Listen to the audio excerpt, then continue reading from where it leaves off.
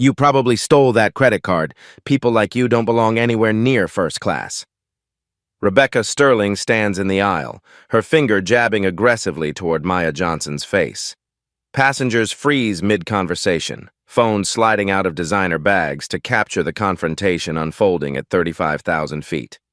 Maya sits motionless in seat 2A, her vintage aviator watch steady on her wrist as she closes her Boeing technical manual. Rebecca's voice rises with each venomous word. Security is going to drag you off this plane in handcuffs when we land. Without warning, Rebecca's hand whips across Maya's face. The impact sends Maya's head sideways, passengers gasping as the assault plays out in real time. Maya slowly turns back, touching her burning cheek. Her voice carries deadly calm. You just made the biggest mistake of your life. What Rebecca doesn't know, in 15 minutes, Maya will be the only person who can save everyone aboard. 3 hours earlier, Maya Johnson had kissed her 16-year-old daughter Zoe goodbye at their modest suburban home in Silver Spring, Maryland. The first-class ticket to Los Angeles sat in her weathered leather briefcase alongside technical schematics for next-generation flight control systems, a consulting contract that would pay more than her military pension provided in 6 months. At 45, Maya moved with the precise bearing of someone who had commanded million-dollar fighter jets through hostile skies over Afghanistan and Iraq. Her natural hair was pulled back in a simple ponytail, and she wore her favorite jeans with a faded Howard University sweatshirt, the same casual uniform that had gotten her suspicious stares at every upscale establishment from Pentagon briefings to corporate boardrooms. The Boeing 777-300ER gleamed under the harsh terminal lights at JFK, its American Airlines livery pristine against the gray October sky. Flight 447 was a prestigious route, always packed with Manhattan executives, Hollywood celebrities, and old money families who considered first class their birthright. Maya settled into seat 2A, running her thumb over the inscription on her father's 1943 Elgin aviator watch. Captain James Johnson, Tuskegee Airman, 1943 to 1945. Her father had worn this watch through 32 combat missions over Nazi Germany, fighting for a country that refused to let him fly commercially after the war ended. Now his daughter carried his legacy in aerospace consulting, designing safety systems for the very airlines that would have rejected him based on skin color alone. Rebecca Sterling supervised the first-class cabin with military precision, but her version of order came with a heavy dose of social gatekeeping. At 35, she had worked this route for 8 years, long enough to develop strong opinions about who belonged in premium seating and who was trying to game the system. Her blonde hair was pulled into a regulation chignon, her makeup flawless despite the evening departure, her smile practiced and cold. Rebecca prided herself on spotting the fakes, the newly rich tech bros who didn't understand proper etiquette, the social media influencers trying to upgrade their images, the diversity hires who thought they deserved the same treatment as paying customers. She had a sixth sense for people who didn't belong, and everything about Maya Johnson triggered her internal alarms. The passenger manifest for Flight 447 showed 347 souls aboard, 12 in first class, 48 in business, and 287 in economy. Among them sat federal judge Patricia Hendricks, 3 Fortune 500 CEOs, actress Carmen Rodriguez, fresh from her latest Marvel premiere, 2 honeymooning couples celebrating their Napa Valley wedding, dozens of business travelers and families heading to Disneyland with wide-eyed children. In the cockpit, Captain Derek Walsh conducted his pre-flight check with the methodical precision of 28 years in commercial aviation. At 52, he had logged over 15,000 flight hours without a single incident, earning him the respect of crews and passengers alike. His first officer, Tom Brooks, represented the new generation of pilots, 34 years old, MIT educated, with exceptional instrument skills and an obsessive attention to detail that complemented Walsh's experience perfectly. Neither man had any reason to expect this Tuesday evening would be anything other than a routine cross-country flight. The weather was clear, the aircraft had passed all inspections, and their passenger load was typical for the route. The only notation in the maintenance log was a routine hydraulic pump replacement completed the previous day, standard procedure that wouldn't raise eyebrows in any experienced cockpit. As the massive aircraft pushed back from Gate 12, Maya felt the familiar thrill of takeoff preparation that had never faded despite decades of flying. She unconsciously noted the engine sound during taxi, the angle of the wing flaps during configuration, the subtle vibrations that told her everything was functioning within normal parameters. 25 years had passed since she last sat in a cockpit as pilot in command, but some instincts never faded.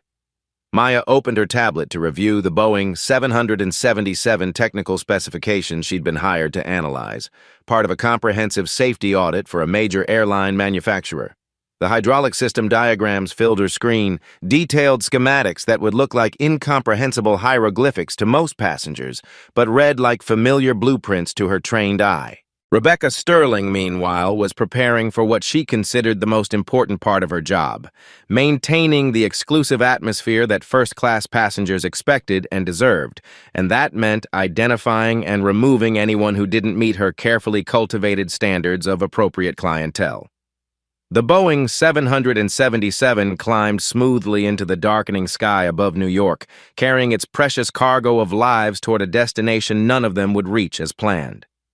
30 minutes into the flight, at cruising altitude over Pennsylvania, Rebecca Sterling made her move. She had spent the time watching Maya like a hawk, noting every detail that reinforced her suspicions. The casual clothes that screamed discount store, the way she hunched over technical documents like some wannabe engineer, the complete lack of designer accessories that marked real first-class passengers. Rebecca approached with her service cart, but this wasn't about beverages. This was about maintaining standards. "Excuse me, ma'am?" Rebecca's voice carried the sugary sweetness of professional hospitality laced with poison. "I'm going to need to verify your payment method for this seat." Maya looked up from her hydraulic systems analysis, genuinely confused. "I'm sorry, what?"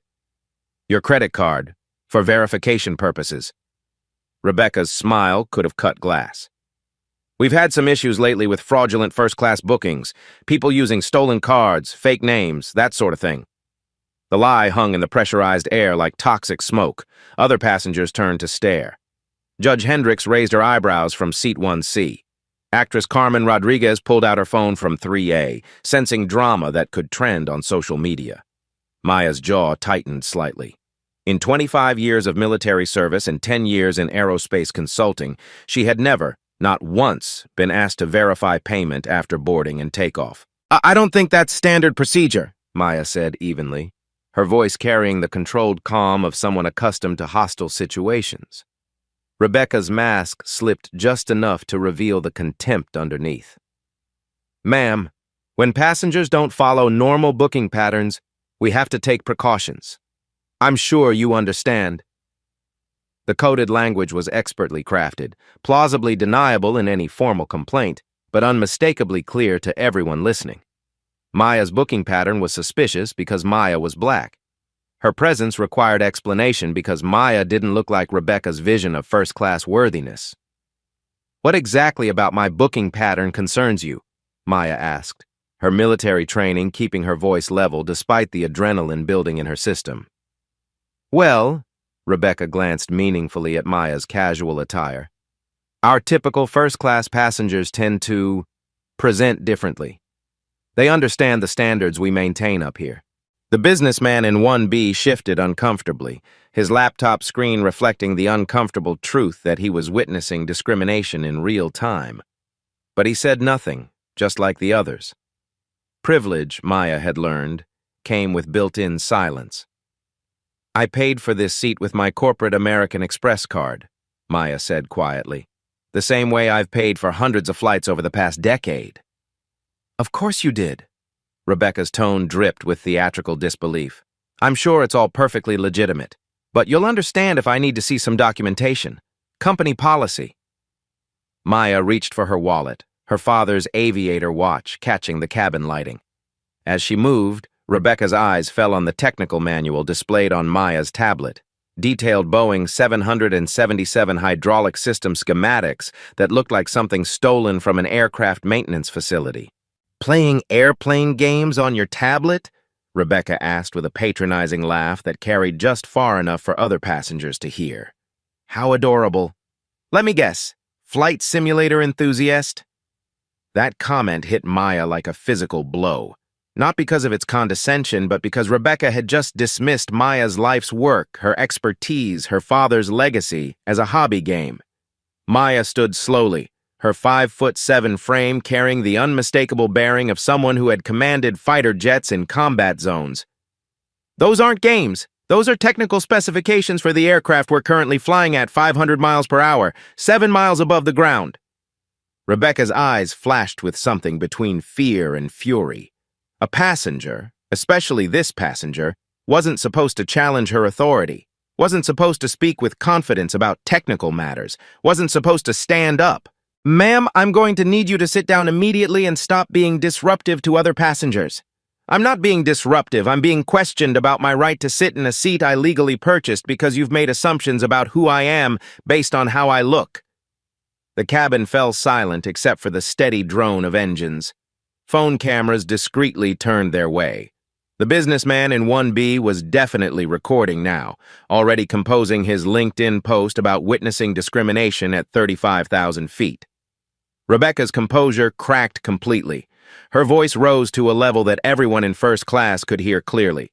Look, I don't know what kind of affirmative action program got you this seat, but this is first class. This is where people who actually contribute to society sit, not people who game the system. Judge Hendricks audibly gasped. Actress Rodriguez was already live tweeting the incident. An elderly couple in row 4 looked horrified but made no move to intervene. Maya felt the familiar cold fury that had gotten her through dogfights over hostile territory. But she also felt something else, the weight of her father's watch on her wrist, reminding her that she carried the legacy of men who had faced worse hatred and still completed their missions with dignity. Ma'am, Maya said quietly, you might want to familiarize yourself with the technical specifications in that manual. According to the maintenance logs I'm reviewing, this aircraft had hydraulic pressure irregularities during its last inspection. Rebecca scoffed loudly, her voice carrying to every corner of the premium cabin. I don't take airplane advice from passengers who probably learned everything they know from video games, and I certainly don't take advice from people who shouldn't be in first class to begin with. Maya's finger traced a line on her tablet screen, highlighting a specific system diagram that showed hydraulic pressure sensors and backup systems. The primary hydraulic pump was replaced yesterday. The system is showing intermittent pressure drops. The flight crew should monitor those gauges closely during descent. It was technical information delivered in the calm, professional tone of someone who absolutely knew what she was talking about. But Rebecca had already made her choice about Maya's worth and credibility. Ma'am, stop trying to scare passengers with your airplane fantasies. Rebecca's voice turned vicious. People like you always think you're smarter than everyone else, don't you?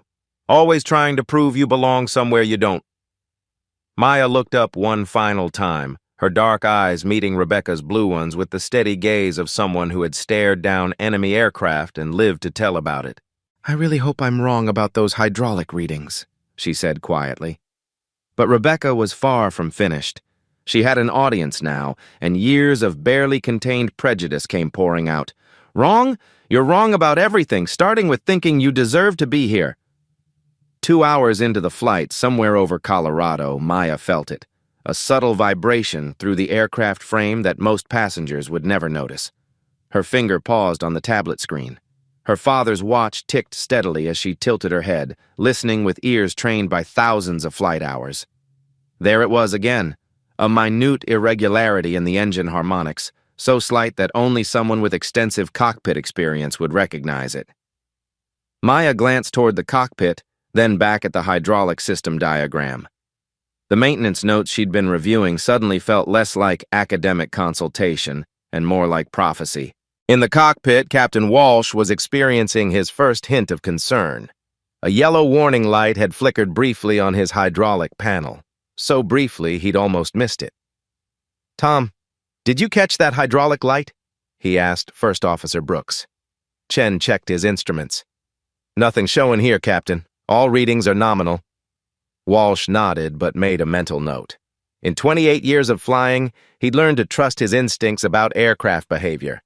Maya felt the vibration again, more pronounced. She looked around the cabin. No one else noticed. The businessman worked on his laptop. Actress Rodriguez slept. Judge Hendricks read legal briefs. Rebecca Sterling was in the galley, still seething from their earlier confrontation. She'd already called her supervisor, spinning the story as an aggressive passenger making wild claims about aircraft systems. Maya unbuckled and walked to the galley quietly. "I need to speak with the captain immediately," she said in a low voice. Rebecca's head snapped up, eyes flashing. "Absolutely not. Return to your seat before I have you restrained. This aircraft is experiencing hydraulic pressure variations. The vibrations started 20 minutes ago and are increasing. The captain needs to know." Rebecca laughed dismissively. "You are not a pilot. You're having airplane fantasies, and if you don't sit down, I'll have federal marshals waiting when we land." Maya showed her the maintenance records on her phone. Technical specifications for aircraft N847AA. "These are the actual maintenance logs. Hydraulic pump replaced yesterday due to pressure irregularities. We need to alert the cockpit. I don't care what games you're playing on your phone. Return to your seat now or I'll have you arrested for interfering with flight operations." That's when the aircraft shuddered. It was subtle. Most passengers barely registered it as turbulence. But Maya's trained senses picked up everything. The minor altitude fluctuation, the engine sound variation, the way the aircraft felt different. "Did you feel that?" Maya asked urgently. Rebecca had felt it, but her pride was invested in dismissing everything Maya said. "Turbulence? Perfectly normal. Now return to your seat." Maya looked toward the cockpit door, calculating options. In military aviation, she could override the flight attendant. But civilian operations were different. Flight attendants controlled cockpit access. "I'm asking you to trust me. Something is developing with the hydraulic systems. The captain needs to run diagnostics before it becomes critical." Rebecca's response was final. "If you approach that cockpit or continue disrupting this flight with airplane fantasies, I'll ensure federal marshals drag you off in handcuffs. Sit down and shut up." Maya stared at her, seeing not just individual prejudice but an entire system of assumptions.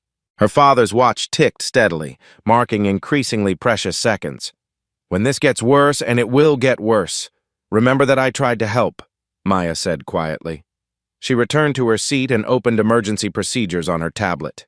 If Rebecca wouldn't let her prevent the crisis, she'd be prepared for it. The aircraft shuddered again, more noticeably. A few passengers looked up with mild concern before returning to their distractions. Maya began memorizing emergency landing protocols, her mind already running through hydraulic failure scenarios and backup systems. The Boeing 777 was a robust aircraft, but it had limitations, and those limitations were about to be tested.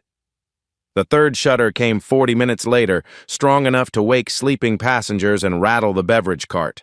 This time, Captain Walsh felt it deep in his bones, the kind of vibration that separated routine turbulence from genuine mechanical issues. "Okay, that's definitely not weather," he told Brooks, his hands instinctively tightening on the controls. "Pull up full hydraulic diagnostics." Chen's fingers flew across the console, calling up system displays that hadn't been needed since simulator training. "Captain, I'm showing intermittent pressure drops in the primary hydraulic system. Backup is holding steady, but the fluctuations are increasing. Run a complete systems check. If we lose primary, we're flying on backup only until landing." Maya felt the aircraft's subtle altitude changes as the pilots began their diagnostics. She recognized the flight pattern immediately, careful, methodical tests of control surfaces that most passengers would interpret as minor course corrections. Her tablet now displayed Boeing 777 emergency landing procedures, information she'd memorized decades ago but never hoped to use. In the galley, Rebecca was fielding nervous passenger questions about the bumpy ride. Her confidence was beginning to waver, but her pride refused to acknowledge that Maya might have been right about anything. The aircraft shuddered again, harder this time. A woman in economy screamed briefly. Coffee spilled in business class. The seatbelt sign chimed on with urgent authority. Captain Walsh's voice crackled over the intercom, professional but strained. "Ladies and gentlemen, this is your captain. We're experiencing some minor technical difficulties with our hydraulic systems. As a precaution, we're diverting to Denver International Airport for inspection. Flight attendants, please prepare the cabin for early landing." Maya closed her eyes and listened to the engine sounds with trained ears. The pilots were reducing power, beginning a gradual descent. Professional, by the book, exactly what she would have done in their position. But she could hear something else in the aircraft's behavior, a subtle asymmetry in control responses that suggested the hydraulic problem was deteriorating faster than the cockpit realized. Rebecca rushed past Maya's seat, her face pale but her jaw set with stubborn determination. Maya caught her arm gently but firmly. "This is exactly what I was trying to warn you about," Maya said quietly. "The hydraulic system is failing progressively. The pilots don't know how severe it's becoming." Rebecca jerked her arm away violently. "Stop! Just stop with your ridiculous airplane fantasies. The pilots are trained professionals. They're handling everything perfectly." "Look at me." Maya's voice carried the unmistakable authority of command. "Really look at me? Do I seem like someone who would lie about aircraft systems during an actual emergency?" For the first time since boarding, Rebecca actually looked, truly looked, at Maya. She saw the calm competence in Maya's posture, the way her eyes automatically tracked the aircraft's subtle movements, the professional manner in which she held herself while crisis developed around them. Who are you?" Rebecca whispered, her voice barely audible above the engine noise. Before Maya could answer, the aircraft dropped. Not turbulence, not a minor altitude adjustment. A sudden stomach-lurching loss of altitude that sent unbuckled passengers into the ceiling and triggered immediate deployment of oxygen masks throughout the cabin. Emergency lighting bathed the cabin in ominous yellow. The aircraft was descending rapidly, too rapidly. Maya could feel the pilots fighting the controls, trying to arrest the descent with severely limited hydraulic authority. Captain Walsh's voice came over the intercom again, strained but maintaining professional calm. "Ladies and gentlemen, we have lost primary hydraulic pressure. We are declaring a full emergency and proceeding immediately to Denver International Airport. Flight attendants initiate emergency landing procedures immediately." Maya was moving before the announcement finished. She unbuckled and stood despite the steep descent angle, using her father's watch to time the aircraft's rate of descent. Too fast, much too fast for a controlled approach. "Ma'am, sit down!" Rebecca shouted, her own voice cracking with barely controlled panic. "Return to your seat immediately!" "Rebecca!" Maya's voice cut through the chaos like a precision instrument. "I'm a pilot, 25 years, United States Air Force, fighter jets, transport aircraft, emergency landings under combat conditions. I need to get to that cockpit right now." Rebecca stared at her, the words not computing with everything she'd assumed about Maya's background and qualifications. That's impossible. You're a passenger. You're wearing jeans. You're black? A woman? Not what you expected a military pilot to look like?" Maya's eyes blazed with intensity. "I'm also the only person on this aircraft with the experience to help those pilots land this plane safely with total hydraulic failure." The aircraft shuddered violently, rolling slightly to the left before the pilots corrected with engine thrust alone. Somewhere in the economy, multiple people were praying loudly. The businessman in 1B was gripping his armrest so hard his knuckles had gone white. "Flight attendants to stations for emergency landing." Captain Walsh's voice carried new urgency that penetrated even Rebecca's shock. Maya grabbed Rebecca's shoulders, her grip firm but not painful. "Listen to me very carefully. Those pilots are excellent, but they've never landed a 777 with complete hydraulic failure. I have. Not this exact aircraft, but similar emergency situations. They need help, and I'm qualified to provide it." Rebecca's professional training warred violently with her deeply held prejudices. Every procedure she'd memorized said never allow unauthorized passengers in the cockpit during emergencies. But her survival instincts were screaming that this calm, competent woman might be their only hope of surviving the next 20 minutes. "You're really a pilot?" she whispered, her voice almost childlike. Maya unclasped her father's watch and showed Rebecca the inscription.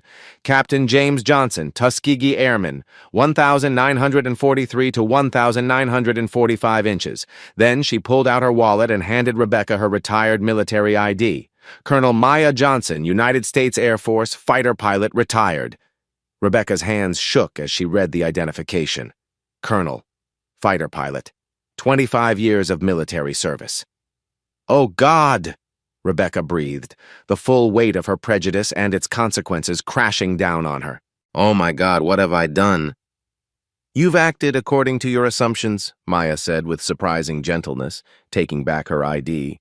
"But right now we need to focus on getting everyone home safely. Can you get me access to that cockpit?" The aircraft dropped again, more severely this time. The descent angle was approaching the edge of recoverable territory. Maya could hear the engines straining as the pilots fought to maintain control with backup systems that were clearly failing. Rebecca made the most important decision of her life. "Follow me," she said, leading Maya toward the cockpit with newfound determination. "And Maya, I'm sorry. I'm so incredibly sorry." Maya squeezed her shoulder as they moved forward together. "We'll sort that out on the ground. Right now, let's make sure we get there in one piece." At the cockpit door, Rebecca used her master key with trembling fingers and knocked urgently. "Captain Walsh? I have a passenger who says she's a qualified pilot. She wants to help." Captain Walsh's voice came through the door, strained with the effort of fighting unresponsive controls. "Not now! We're dealing with complete hydraulic failure here." Maya stepped forward and spoke clearly through the reinforced door. "Captain, this is Colonel Maya Johnson, United States Air Force, retired. I have extensive experience with emergency landings in degraded aircraft. May I offer assistance?" A pause. The aircraft shuddered again, and Maya could hear the pilots struggling with manual controls. "Colonel? Did you say Colonel?" "Yes, sir. F-16 Falcon pilot, C-130 Hercules qualified, KC-135 Stratotanker certified, 4,000 flight hours in military aircraft, including multiple emergency landings with hydraulic failures. I know this isn't standard protocol, but you might need another pair of trained hands." The electronic lock clicked. The cockpit door opened. Captain Walsh turned in his pilot's seat, sweat beading on his forehead as he fought controls that barely responded to his inputs. His eyes widened as he took in Maya's appearance. Casual clothes, natural hair, the complete opposite of what he'd expected when she'd identified herself as a colonel.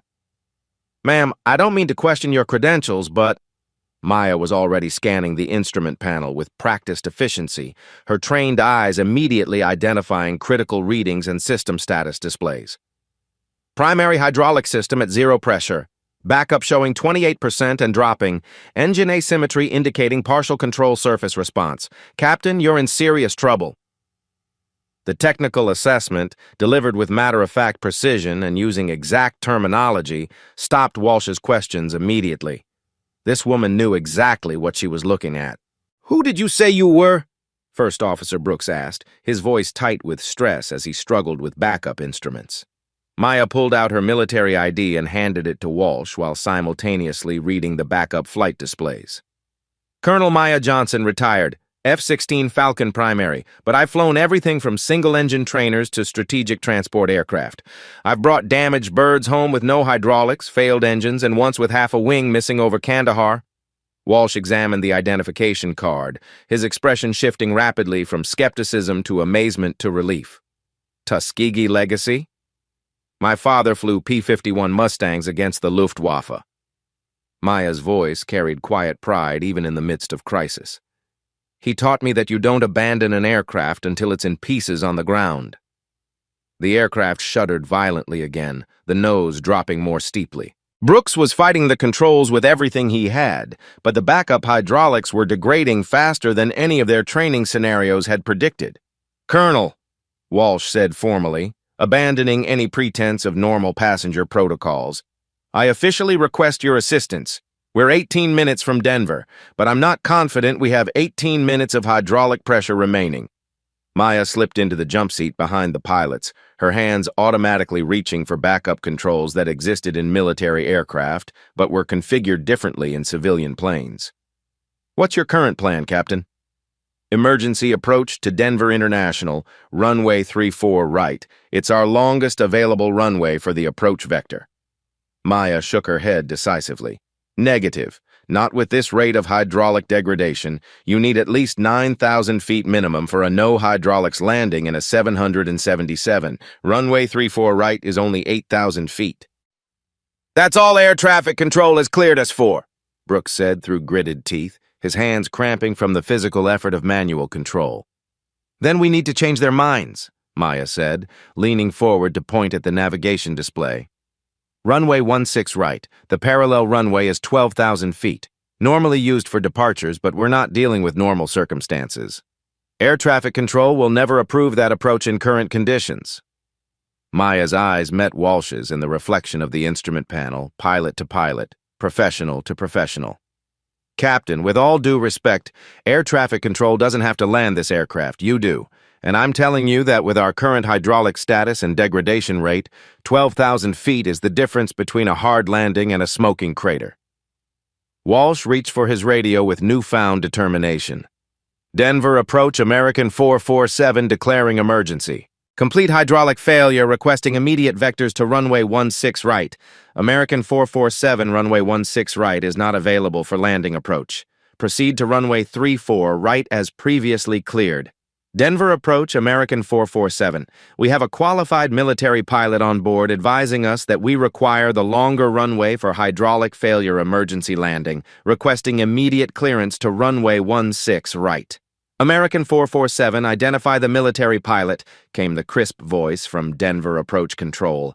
Maya took the radio without hesitation. "Denver approach, this is Colonel Maya Johnson, United States Air Force, retired. I have experience with emergency landings in hydraulically compromised aircraft. We need runway 16 right for maximum landing distance."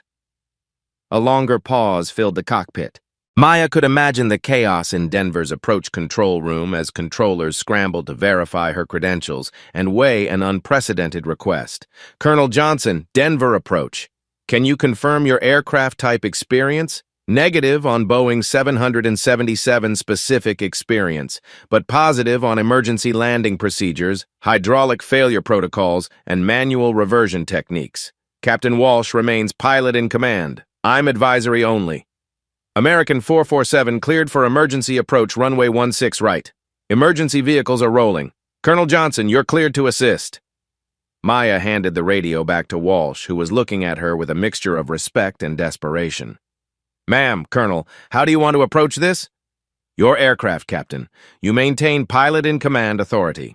But if I may suggest, prepare for manual trim control, engine-only steering, and a very long, very flat approach. We're going to come in hot and let physics handle most of the deceleration." "Altitude 12,000 feet, descending," Brooks reported, his voice strained from fighting unresponsive controls. "Backup hydraulics now at 15% and falling fast." "Airspeed 280 knots, Walsh added. "We're coming in faster than any normal approach." Maya's eyes moved constantly between instruments and the distant runway lights beginning to appear through the cockpit windows. "That's exactly what we want, Captain. Hot is survivable. Slow without hydraulics is fatal. Don't try to reduce speed until we absolutely have no choice." The approach to Denver International Airport became a masterclass in crisis management under impossible conditions. Maya positioned herself where she could see both pilot displays and reach backup controls, her hands moving over systems she hadn't touched in 25 years, while muscle memory guided her through procedures that had saved her life in combat zones. 10,000 feet, Brooks called out. "Hydraulics at 12%. "Perfect descent rate," Maya confirmed, watching the glide slope indicators. "Captain, we need to discuss manual reversion procedures. When backup hydraulics fail completely, and they will, you'll have engine steering only. Rudder control through differential thrust." Walsh's knuckles were white on the yoke that barely responded to his inputs. "I've never landed a 777 with zero hydraulics."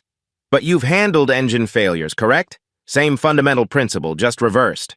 Instead of using engines for thrust and hydraulics for control, you use engines for steering and gravity for descent management." In the cabin behind them, Rebecca Sterling was conducting emergency procedures with newfound urgency and desperate hope. The passengers had been briefed on crash positions and emergency exits, but what they didn't know was that their survival depended entirely on the expertise of the woman Rebecca had assaulted 3 hours earlier. "Ladies and gentlemen," Rebecca announced over the intercom, her voice steadier than she felt, "we will be landing shortly under emergency conditions. I want you to know that we have an exceptionally qualified pilot assisting our flight crew. Please follow all instructions exactly and prepare for a harder than normal landing." 8,000 feet, Brooks reported. Backup hydraulics at 8% and dropping. Maya reached forward and began manually adjusting trim tabs, her movements precise and economical. I'm setting manual trim for approach configuration. When the hydraulics fail completely, don't fight the aircraft. Let it settle into its natural glide slope. The runway appeared ahead, a ribbon of light stretching across the Colorado darkness like a landing strip into eternity. Emergency vehicles lined both sides, their red and blue strobes creating a tunnel of color that guided them toward salvation or disaster. 6,000 feet, hydraulics at 5%. Captain, Maya's voice carried the absolute authority of someone who had faced death and taught others to survive it. In approximately 90 seconds, you're going to lose all hydraulic assistance. When that happens, this aircraft will want to drop its nose and accelerate. Let it happen. Don't fight the natural tendency. But we'll be coming in too fast for a safe landing. Yes, we will. But we'll also be coming in controllable. Speed we can manage with runway distance and reverse thrust. Control authority we cannot recover once it's gone. 4,000 feet. Hydraulics at 2%. Walsh keyed the radio with trembling fingers. Denver Tower, American 447 on final approach, expecting no hydraulics landing. American 447, you are cleared to land, runway 16 right. Emergency response team standing by. 3,000 feet, hydraulics at 1%. That's when the backup hydraulic system failed completely. The aircraft immediately pitched nose down, gaining speed rapidly as all control surface authority disappeared. Walsh instinctively pulled back on the yoke, but the flight controls were completely dead, useless pieces of metal and cable connected to nothing. I've lost all control of my response, Walsh shouted, his training warring with natural panic. Stay calm. Maya's voice cut through his fear like a blade. Engine control only now. Add power to engine 1, reduce power to engine 2, use a thrust differential to level us out. Walsh's hands moved to the throttle levers, the only controls that still functioned. The asymmetric thrust slowly brought the aircraft's nose up, but they were still descending rapidly and gaining dangerous speed. 2,000 feet, airspeed 320 knots. That's too fast, Brooks's voice cracked with barely controlled terror. No, it's not, Maya said with deadly calm. Physics will decelerate us when we contact that runway. Our job is to hit it straight, level, and under control. She reached between the pilots and fine-tuned the engine trim settings. Captain, quarter power on engine 2, half power on engine 1. Keep that runway center line directly in your front windscreen. The massive aircraft began to level out gradually, but they were still approaching at nearly twice normal landing speed. Maya's father's watch ticked steadily on her wrist as she calculated approach angles and energy management in her head. 1,000 feet, speed 290 knots. Maya could see individual runway lights now, emergency vehicles positioned along the approach path, the foam that ground crews had sprayed on the touchdown zone. Everything depended on the next 60 seconds. 500 feet. The runway rushed toward them like a concrete river. Maya made final mental calculations of descent rate, approach angle, and energy management. When we touch down, she instructed with absolute authority, immediate full reverse thrust on both engines. Don't worry about smoothness. Worry about stopping before we run out of runway. 300 feet, speed 270 knots. 200 feet, 100 feet, Captain, flare now. Walsh reduced power on both engines simultaneously. The aircraft's nose came up slightly, bleeding off just enough speed to avoid a catastrophic impact while maintaining enough energy to stay controllable. The main landing gear struck the runway with tremendous force. The aircraft bounced violently, came down again, and bounced once more. Walsh immediately applied full reverse thrust, the engines screaming as they fought to slow the massive aircraft. "Stay on center line!" Maya shouted over the incredible noise of reverse thrust and tire friction. The aircraft was decelerating, but slowly. Runway distance markers flashed past at frightening speed. 9,000 feet remaining, 8,000, 7,000. "Brakes aren't responding," Brooks yelled over the noise. "Expected," Maya replied. "No hydraulics means no brake pressure. Keep maximum reverse thrust. 6,000 feet remaining, 5,000, 4,000. They were slowing, but not fast enough. Maya could see the end of the runway approaching with mathematical certainty. "Captain, we need to exit the runway while we still have control. Taxiway Bravo, right turn. Use an engine power differential to steer us off. We're still doing 80 knots. Better to leave the runway under control than leave it as smoking wreckage. Right turn now. Walsh added power to the left engine and reduced the right. The massive Boeing 777 began a lumbering right turn onto the taxiway, its right main gear leaving the pavement and digging into the soft ground beyond. The aircraft slewed sideways but continued to decelerate. Finally, 500 yards from the runway, American Airlines Flight 447 came to rest in the Colorado Prairie, intact, upright, and with 347 souls still breathing. For a moment, the cockpit was silent except for the ticking of Maya's father's watch and the distant sound of approaching emergency vehicles. Walsh turned to Maya, his face pale but alive. "Colonel, thank you for saving my aircraft and everyone on it." Maya smiled, exhaustion finally showing in her eyes. "Thank you for trusting me, Captain. Now let's get these people home." The evacuation slides deployed with their distinctive hiss, bright yellow fabric unfurling against the dark Colorado prairie. Passengers began their orderly exit from the aircraft. Maya was among the last to leave, having stayed in the cockpit to help Walsh and Brooks complete post-emergency procedures. As she walked down the slide, Maya was met by emergency responders, airline officials, and news crews who had already gotten word of the miraculous landing. Camera flashes lit up the prairie, but Maya's attention focused on one person. Rebecca Sterling stood at the bottom, her perfect makeup destroyed by tears, her professional composure shattered. She fell to her knees as Maya approached, grabbing her hands desperately. "I'm so sorry," Rebecca sobbed. "You saved all of us, you saved my life, and I treated you like trash. I hit you. How can you ever forgive me?" Maya gently pulled Rebecca to her feet. "You treated me according to your assumptions. But we're all here, we're all breathing, and that's what matters. How can you be so calm? How can you forgive me?" Maya looked at her father's aviator watch, still ticking steadily. "Because my father taught me that holding on to anger weighs you down when you need to fly. And tonight, we all needed to fly." Captain Walsh appeared at Maya's side, still in uniform but looking aged by the ordeal. "Colonel Johnson, I've contacted the NTSB and FAA. Your intervention was crucial to our successful landing. You saved 347 lives tonight." Maya shook his hand firmly. "We all did, Captain. We worked as a team when it mattered." A reporter pushed forward with a microphone. "Colonel Johnson, how does it feel to go from being discriminated against to saving everyone on the plane?" Maya paused, looking back at the Boeing 777 sitting in the prairie, emergency lights still flashing around it. "It feels like Tuesday," she said simply. "This is what we train for. This is why we serve, not for recognition or revenge, but for moments when people need us to be better than we thought we could be." She looked directly at Rebecca, who was still crying quietly. "All of us." Within 24 hours, the story of American Airlines Flight 447 had exploded across every news platform and social media channel in America.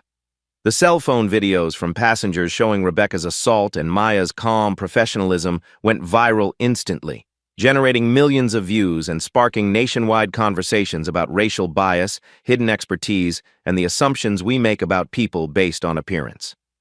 Maya returned home to Silver Spring to find news vans lining her quiet suburban street and reporters camping on her front lawn. Her 16-year-old daughter, Zoe, greeted her at the door with a mixture of pride and teenage exasperation. "Mom, you're literally everywhere," Zoe said, showing her phone screen filled with social media posts, news articles, and memes. "Everyone's sharing videos of you in that cockpit. My friends think you're a superhero." Maya hugged her daughter tightly, feeling the weight of normalcy after 36 hours of surreal celebrity. "I'm not a superhero, sweetheart. I just did my job when people needed help." But the recognition was undeniable and unprecedented. Within a week, Maya had received calls from the Secretary of the Air Force, the Administrator of the Federal Aviation Administration, and executives from 3 major aerospace companies offering lucrative consulting contracts that would triple her current income. The businessman from Seat 1B, who had recorded the entire confrontation, published a LinkedIn article titled, "The Colonel in 2A, What I Learned About Assumptions at 35,000 Feet." The post was shared over 2 million times within 48 hours, becoming one of the platform's most viral content pieces ever. Actress Carmen Rodriguez used her massive social media following to launch a campaign called Hidden Heroes, highlighting people whose expertise and contributions are overlooked due to unconscious bias. Maya became the campaign's first featured story, reaching an audience of over 50 million people worldwide. Rebecca Sterling faced immediate and severe consequences. American Airlines suspended her pending a comprehensive investigation, and the viral videos led to federal charges for assault in federal airspace, a felony that carried potential prison time and would end her aviation career permanently. But Maya did something that surprised everyone, including her own legal team. She testified on Rebecca's behalf during the sentencing hearing. "Your Honor," Maya said in the packed Denver federal courtroom, "what happened on that aircraft was wrong. The assault was inexcusable and the discrimination was harmful. But what happened afterward, when Rebecca chose to trust me enough to get me into that cockpit? That showed the capacity for growth and change. People can evolve beyond their worst moments. She helped save 347 lives, including her own. Rebecca received 2 years of probation instead of prison time, along with mandatory community service in racial bias education programs and a permanent ban from working as flight crew. She sent Maya a handwritten letter every month for the following year, documenting her journey toward understanding her own prejudices and working to undo the harm she had caused. Captain Walsh and First Officer Brooks were formally commended by the FAA for their professionalism during the emergency and their willingness to accept outside assistance under extraordinary circumstances. Walsh personally nominated Maya for the Federal Aviation Administration's highest civilian honor for heroism, but perhaps the most meaningful recognition came 6 months later, when Maya was invited as the keynote speaker at the Tuskegee Airmen National Convention. Standing at the podium where her father had once spoken decades earlier, wearing his aviator watch and addressing an audience of pilots, veterans, and aerospace professionals, Maya felt the weight of history and progress. "My father used to say that the sky doesn't care about the color of your skin or the assumptions people make about you," Maya told the packed auditorium. "The sky only cares whether you can fly. Every time we prove our worth despite the odds, we open the door a little wider for someone else to walk through and soar." 10 message and CTA, 5%. Target, approximately 375 words.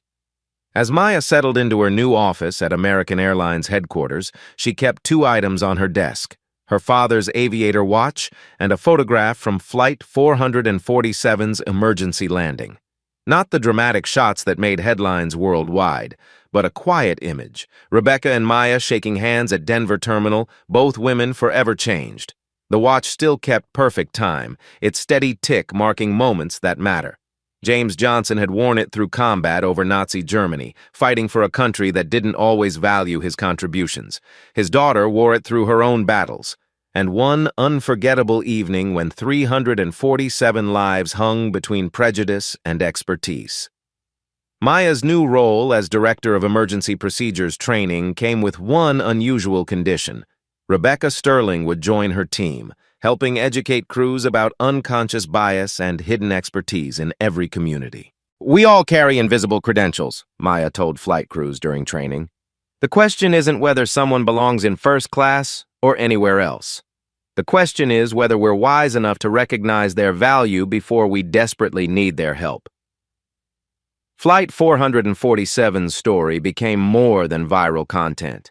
It sparked real change in airline training, emergency procedures, and how society thinks about snap judgments we make when meeting someone new. Her favorite message came from a young Latina pilot. "Colonel Johnson, I watched your video before my check ride. When the examiner seemed surprised I knew procedures perfectly, I remembered what you said about skills speaking louder than assumptions. I passed. Thank you for showing me our competence doesn't need permission to exist." Maya smiled, glancing at her father's watch. Still keeping perfect time. Still marking moments when ordinary people do extraordinary things. What hidden expertise exists in your life? What assumptions are you making about people around you right now? If this story changed how you see the world, share it. Hit that share button and tag someone who needs to hear this message. Comment below with your own story of being underestimated or underestimating someone else. Subscribe for more stories that challenge assumptions and celebrate hidden heroes. Because the next time someone surprises you with their competence, remember, they're not the exception. They're the rule we've been too blind to see.